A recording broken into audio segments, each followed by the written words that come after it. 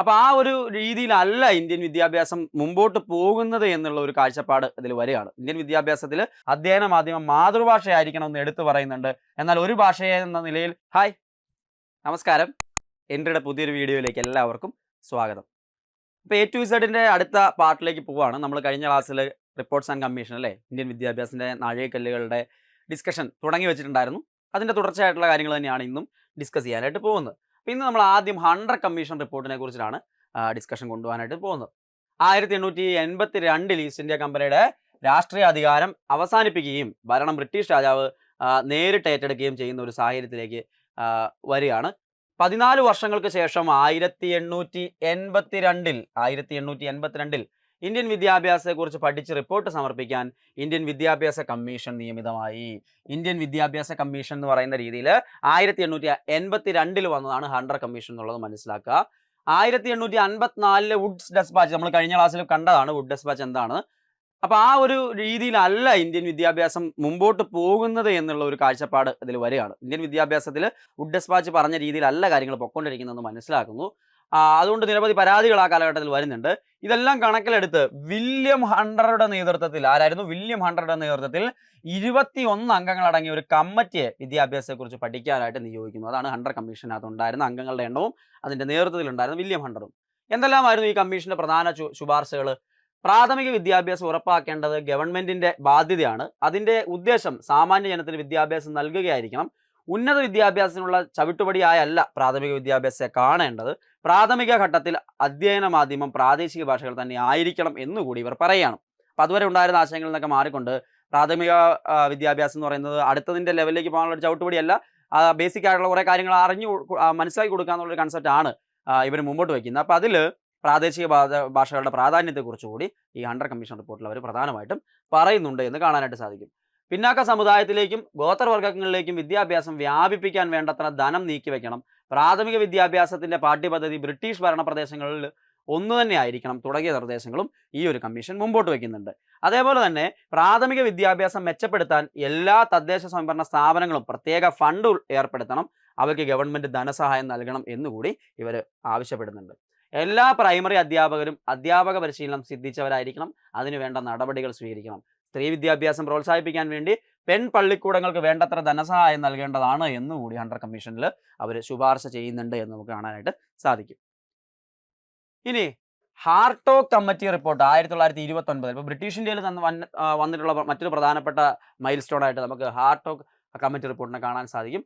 20-ാം നൂറ്റാണ്ടിൻ്റെ ആരംഭത്തോടെ ഇന്ത്യയിൽ ദേശീയ പ്രസ്ഥാനം ശക്തി ആർജിച്ചു. ഇന്ത്യൻ നാഷണൽ കോൺഗ്രസിൻ്റെയൊക്കെ പ്രവർത്തനങ്ങൾ സജീവമായിട്ട് വരുന്നത് നമുക്ക് കാണാനായിട്ട് സാധിക്കും. ആ കാലഘട്ടത്തിൽ 1921 നിസ്സഹകരണ പ്രസ്ഥാനത്തെ തുടർന്ന് പ്രക്ഷുബ്ധമായ ഇന്ത്യൻ രാഷ്ട്രീയ രംഗം ലോക ശ്രദ്ധ പിടിച്ചുപറ്റി.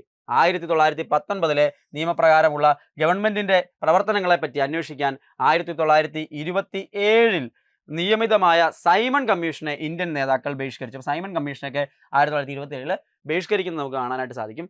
അതിനുശേഷം ഇന്ത്യൻ വിദ്യാഭ്യാസത്തെക്കുറിച്ച് അന്വേഷിച്ച് റിപ്പോർട്ട് സമർപ്പിക്കാൻ അന്ന് ധാക്ക യൂണിവേഴ്സിറ്റിയിലെ വൈസ് ചാൻസലറായിരുന്ന സർ ഫിലിപ്പ് ഹാർട്ടോഗ്, അപ്പോൾ ധാക്ക യൂണിവേഴ്സിറ്റിയിലെ വൈസ് ചാൻസലറായിരുന്ന സർ ഫിലിപ്പ് ഹാർട്ടോഗ് ചെയർമാനായ കമ്മിറ്റിയെ ഇതിനുവേണ്ടി ചുമതലപ്പെടുത്തുകയാണ്. ഇന്ത്യൻ വിദ്യാഭ്യാസത്തെ മുന്നോട്ട് നയിക്കാൻ പ്രാപ്തമായ നിരവധി ശുപാർശകൾ കമ്മിറ്റി റിപ്പോർട്ടിൽ ഉണ്ടായിരുന്നു എന്ന് നമുക്ക് കാണാനായിട്ട് സാധിക്കും. എന്തെല്ലാമായിരുന്നു ആ പ്രധാന ശുപാർശകളായിട്ട് നമുക്ക് അറിഞ്ഞിരിക്കേണ്ടത്? പ്രായോഗിക ജീവിതത്തിൽ വിദ്യാർത്ഥികളെ തയ്യാറാക്കുന്ന തൊഴിലധിഷ്ഠിത കോഴ്സുകൾ മിഡിൽ സ്കൂൾ തലത്തിൽ തുടങ്ങേണ്ടതാണ് എന്ന് നിർദ്ദേശിക്കുന്നത് ഈ ഒരു കമ്മീഷനാണ് എന്ന് മനസ്സിലാക്കണം. ചോദ്യമായിട്ട് വേണമെങ്കിൽ പ്രതീക്ഷിക്കാവുന്ന ഒന്ന് തന്നെയാണ്. ഇനി അടുത്തെന്താ? വിദ്യാഭ്യാസ രംഗത്തെ അപവ്യയം. പിന്നീട് നമുക്ക് എല്ലാ കമ്മീഷനുകളിലും തന്നെ ഈ കാര്യങ്ങൾ പറയുന്നത് കാണാൻ പറ്റും. വേസ്റ്റേജ് ആൻഡ് സ്റ്റാഗ്നേഷൻ അല്ലെ, ഗതികുരോധം, അതായത് സ്കൂളിലേക്ക് ചേരാതെ പോകുന്ന കുട്ടികൾ, ചേർന്നിട്ട് കൊഴിഞ്ഞു പോകുന്ന കുട്ടികൾ, ഇതിൻ്റെയൊക്കെ അളവുകൾ കുറയ്ക്കുക, അത് മൂലമുണ്ടാകുന്ന നഷ്ടം, വിദ്യാഭ്യാസ കാര്യത്തിൽ സ്ത്രീ പുരുഷന്മാർ തമ്മിലുള്ള അന്തരം എന്നിവ ദൂരീകരിച്ച് കാര്യക്ഷമത വർദ്ധിപ്പിക്കുന്നതിന് ഈ ഒരു കമ്മീഷൻ നിർദ്ദേശം വയ്ക്കുന്നുണ്ട്. സ്ത്രീ വിദ്യാഭ്യാസത്തിനും സ്ത്രീകൾക്ക് വിദ്യാഭ്യാസ മേഖലയിലെ വിവിധ തലങ്ങളിൽ പ്രാതിനിധ്യം ഉറപ്പാക്കുന്നതിനും വേണ്ട നടപടികൾ സ്വീകരിക്കാൻ ശുപാർശ ചെയ്തു. അപ്പോൾ സ്ത്രീ വിദ്യാഭ്യാസത്തിന് വലിയ പ്രാധാന്യം ഈ ഒരു കമ്മീഷൻ കൊടുക്കുന്നതായിട്ട് നമുക്കിവിടെ കാണാനായിട്ട് സാധിക്കും. അധ്യാപക രംഗത്തേക്ക് സമർത്ഥരായവരെ ആകർഷിക്കുവാൻ പരിശീലനം, വേതനം, സേവന വ്യവസ്ഥകൾ എന്നിവ മെച്ചപ്പെടുത്താൻ ശുപാർശ ചെയ്തു. അപ്പം അധ്യാപക രംഗത്തേക്ക് കൊണ്ടുവരാനായിട്ട് അവർക്ക് കൂടുതൽ പരിശീലനങ്ങൾ കൊടുക്കണം, അവർക്ക് ആകർഷകമായിട്ടുള്ള വേതനം കൊടുക്കണം. ഇതിൻ്റെയൊക്കെ പ്രാധാന്യത്തെക്കുറിച്ചും ഈ ഒരു കമ്മീഷൻ പറഞ്ഞു വെക്കുന്നുണ്ട്. പ്രാഥമിക വിദ്യാഭ്യാസം 4 വർഷമാക്കുക, പ്രാദേശിക സൗകര്യങ്ങൾക്കും കാലാവസ്ഥയ്ക്കും അനുസൃതമായ സ്കൂൾ സമയവും ഒഴിവുകാലവും നിർണ്ണയിക്കുക, പാഠ്യപദ്ധതിയെ ഗ്രാമീണ ജീവിതവുമായി ബന്ധിപ്പിക്കുക തുടങ്ങിയ ശുപാർശകളും നൽകി. എന്നാൽ നിർഭാഗ്യമെന്ന് പറയട്ടെ, ക്രിയാത്മകമായ ഈ നിർദ്ദേശങ്ങൾ ഫലപ്രദമായി നടത്തുവാനായിട്ട് 1930-31 കാലഘട്ടത്തിലെ ആഗോള സാമ്പത്തിക മാന്ദ്യം തടസ്സമായി. അപ്പോൾ ഈ ഒരു കമ്മീഷൻ ഒരുപാട് പ്രാക്ടിക്കലായിട്ട് ഇംപ്ലിമെൻറ്റ് ചെയ്യാൻ സാധിക്കുന്ന പോസിറ്റീവായിട്ടുള്ള ഒരുപാട് കാര്യങ്ങൾ ഇൻട്രൊഡ്യൂസ് ചെയ്തിട്ടുണ്ടായിരുന്നെങ്കിലും അന്ന് വന്ന ആഗോള മാന്ദ്യം എന്ന് പറയുന്നത് അതിന് ഇംപ്ലിമെൻറ്റ് ചെയ്യുന്നതിൽ നിന്ന് തടസ്സമായി എന്ന് മനസ്സിലാക്കുക.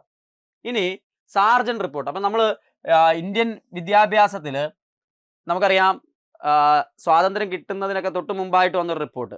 അതിൽ ഇന്ത്യയിലെ ഒരുപാട് നേതാക്കളുടെയൊക്കെ സ്വാധീനം വരുന്നത് കാണാൻ പറ്റും. അല്ലെങ്കിൽ ഒരുപാട് വിദ്യാഭ്യാസ ചിന്തകരുടെയൊക്കെ സ്വാധീനം വരുന്ന, പ്രത്യേകിച്ച് ഗാന്ധിജിയുടെയൊക്കെ നൈതാലിം ആശയങ്ങൾ അല്ലെങ്കിൽ വാർത്താ പദ്ധതിയിലെ ആശയങ്ങളൊക്കെ, ബേസിക് എഡ്യൂക്കേഷനുമായിട്ട് ബന്ധപ്പെട്ട ആശയങ്ങളൊക്കെ ഈ സാർജന്റ് റിപ്പോർട്ടിൽ സ്വാധീനിച്ചിരിക്കുന്നത് കാണാൻ പറ്റും. അപ്പോൾ ഇന്ത്യയിൽ ബ്രിട്ടീഷ് ഇന്ത്യയുടെ കാലഘട്ടത്തിൽ ഉണ്ടായിരുന്ന പ്രധാനപ്പെട്ട കമ്മീഷനുകളും റിപ്പോർട്ടുകളിലൂടെയാണ് ഇപ്പം നമ്മൾ കടന്നു പോയിക്കൊണ്ടിരിക്കുന്നത് അല്ലേ. അപ്പോൾ ഈ ഒരു കമ്മീഷനോടുകൂടി അത് നമ്മൾ ഫിനിഷ് ചെയ്യുകയാണ്. അതിനുശേഷം നമുക്ക് പോകാനുള്ളത് ഇന്ത്യൻ വിദ്യാഭ്യാസത്തിൽ ആഫ്റ്റർ ഇൻഡിപെൻഡൻസ് എന്തെല്ലാം മൈൽ സ്റ്റോൺസ് വന്നിട്ടുണ്ട് എന്നാണ്. അപ്പോൾ ഇവിടെ എന്തായാലും സാർജന്റ് റിപ്പോർട്ട് 1944 ഇന്ത്യയിലെ വിദ്യാഭ്യാസ നയങ്ങൾ എന്തായിരിക്കണം എന്നതിനെപ്പറ്റി ഒരു റിപ്പോർട്ട് സമർപ്പിക്കാൻ അന്നത്തെ വിദ്യാഭ്യാസ ഉപദേഷ്ടാവായിരുന്ന സർ ജോൺ സാർജന്റിനോട് ഗവൺമെന്റ് ആവശ്യപ്പെടുകയാണ്. സർ ജോൺ സാർജന്റ് 1944 അദ്ദേഹം ഈ റിപ്പോർട്ട് സമർപ്പിക്കുന്നു. സാർജന്റ് റിപ്പോർട്ട് എന്ന പേരിൽ അറിയപ്പെടുന്നു. ഈ റിപ്പോർട്ടിന്റെ ഭാഗമായ ശുപാർശകളിൽ ഇന്ത്യൻ ദേശീയ നേതാക്കളുടെ വീക്ഷണങ്ങളും സ്വാധീനവും പ്രതിഫലിച്ചിരുന്നു എന്ന പ്രത്യേകത കാണാനാവും. അത് പ്രധാനമായിട്ടും ഗാന്ധിജിയുടെ ബേസിക് എഡ്യൂക്കേഷൻ്റെ ആശയങ്ങൾ ഇതിൽ നിലനിൽക്കുന്നതായിട്ട് നമുക്ക് കാണാനായിട്ട് സാധിക്കും. പ്രധാന ശുപാർശകൾ: ആഗോളോഹരി 11 രൂപയെങ്കിലും വിദ്യാഭ്യാസത്തിന് വേണ്ടി ഇന്ത്യയിൽ ചെലവഴിക്കണം. ഇത് ബ്രിട്ടനിൽ 33 രൂപ ആയിരുന്ന സമയത്താണ് ഇന്ത്യയിൽ 11 രൂപയെങ്കിലും ചെലവഴിക്കണം എന്ന് പറയുകയാണ്. വിദ്യാഭ്യാസം സൗജന്യവും നിർബന്ധിതവുമാക്കണം. ഇത് ഇമ്പോർട്ടൻ്റ് ആയിട്ടുള്ളൊരു പോയിന്റ്, സാർജന്റ് റിപ്പോർട്ട് വന്നിരിക്കുന്ന ഒരു പോയിന്റ് ആയിട്ട് കാണാൻ പറ്റും. പിന്നീട് നമ്മൾ ഏറ്റെടുത്തിട്ടുണ്ട്. അതുപോലെ തന്നെ ബേസിക് എഡ്യൂക്കേഷൻ്റെ ഭാഗമായിട്ട് ഗാന്ധിജി പറഞ്ഞ ആശയങ്ങളൊക്കെ ഉണ്ട്. 3 മുതൽ 6 വയസ്സ് വരെയുള്ള കുട്ടികൾക്കായി പ്രീ പ്രൈമറി വിദ്യാഭ്യാസ സൗകര്യം പ്രൈമറി വിദ്യാലയങ്ങളുടെ ഭാഗമായി ഏർപ്പെടുത്തണം. സെക്കൻഡറി ഘട്ടത്തിൽ ശരാശരി കഴിവിൽ മികച്ചു നിൽക്കുന്നവർക്കും മാത്രം പ്രവേശനം നൽകണം. സാങ്കേതികവും അക്കാദമികവുമായ കോഴ്സുകൾ നടപ്പാക്കണം. അധ്യയന മാധ്യമം മാതൃഭാഷയായിരിക്കണമെന്ന് എടുത്തു പറയുന്നുണ്ട്. എന്നാൽ ഒരു ഭാഷയെ എന്ന നിലയിൽ ഇംഗ്ലീഷും പഠിപ്പിക്കണമെന്നും സാർജന്റ് റിപ്പോർട്ടിൽ പറയുന്നുണ്ട്. അപ്പോൾ മാതൃഭാഷയ്ക്ക് വീണ്ടും പ്രാധാന്യം വരുന്നത് കാണാനായിട്ട് സാധിക്കും. പാവപ്പെട്ടവർക്ക് സ്കോളർഷിപ്പ് നൽകുക, എല്ലാവർക്കും ആരോഗ്യ പരിരക്ഷ, കുട്ടികൾക്ക് ഉച്ചഭക്ഷണം, ശാരീരികവും മാനസികവുമായ വെല്ലുവിളി നേരിടുന്നവർക്ക് പ്രത്യേക പഠന സൗകര്യം ഉറപ്പാക്കുക എന്നിവയെല്ലാം ഇന്ന് നമ്മൾ നടപ്പിലാക്കുന്ന പല കാര്യങ്ങളും സാർജന്റ് റിപ്പോർട്ടിൽ പരാമർശിക്കുന്നത് കാണാനായിട്ട് സാധിക്കും.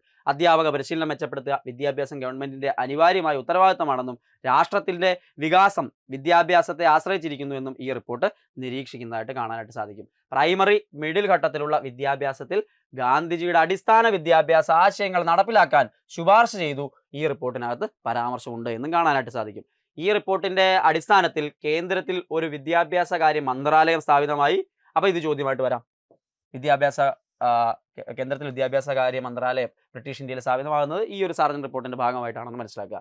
Indian University Grant Commission, All India Council for Technical Education, General Bureau of Education എന്നീ സ്ഥാപനങ്ങളൊക്കെ അവിടെ രൂപപ്പെടുന്നത് നമുക്ക് കാണാനായിട്ട് സാധിക്കും.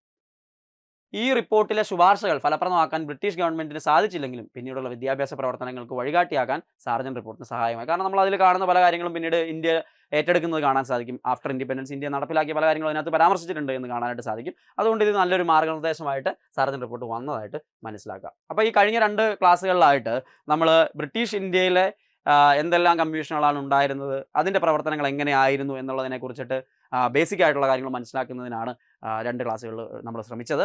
ഇനി വരുന്ന ക്ലാസ്സുകളിൽ ആഫ്റ്റർ ഇൻഡിപെൻഡൻസ് എന്തെല്ലാം പ്രധാനപ്പെട്ട കമ്മീഷനുകളും അവരുടെ ശുപാർശകളും എന്തൊക്കെയായിരുന്നു എന്നുള്ളതിനെക്കുറിച്ച് വിശദമായിട്ട് തന്നെ നമ്മൾ ഡിസ്കസ് ചെയ്യുന്നതായിരിക്കും. അപ്പോൾ അടുത്ത ക്ലാസ്സിൽ വീണ്ടും കാണാം. എല്ലാവർക്കും നന്ദി.